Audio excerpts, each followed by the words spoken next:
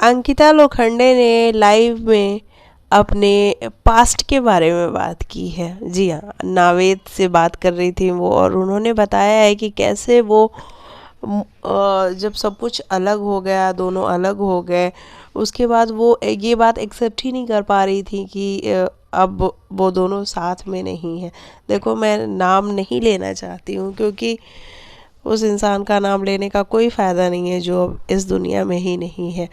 तो अंकिता बात कर रही थी कि कैसे वो डेस्परेटली चाहती थी कि वो इंसान वापस आ जाए उनकी ज़िंदगी में, लेकिन उन्होंने अपना पूरा टाइम लिया अपने आप को वापस से खड़ा करने में। अंकिता ने ये कहा कि मुझे पूरे 2.5 साल लग गए कि मैं वापस से जुड़ूँ, वापस से खड़ी हूँ और वापस से नए रिलेशनशिप में जाऊँ।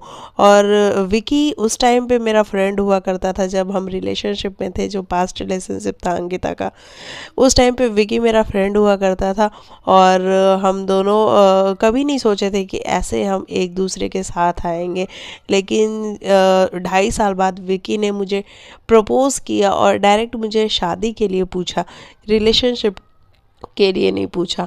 और वो मेरी लाइफ का सबसे अच्छा डिसीज़न था, और उस टाइम मैंने कहा कि हाँ, अब मैं शादी के लिए बिल्कुल रेडी हूँ। और इस तरीके से अंकिता ने अपने पास्ट के बारे में बताया कि मैं कितनी टूट गई थी, मैं कितनी बिखर गई थी, लेकिन फिर धीरे धीरे धीरे धीरे करके सब कुछ समेटना पड़ा और समेटा मैंने। तो ये थी अंकिता की स्टोरी, नावेद को सुना रही थी, और नावेद भी बड़ी इंटरेस्ट लेके सुन रहा था और कह रहा था कि हाँ, ऐसा होता है, मेरे साथ भी ऐसा हुआ है पास्ट में। चलिए, आप बताइएगा आपको क्या है कहना।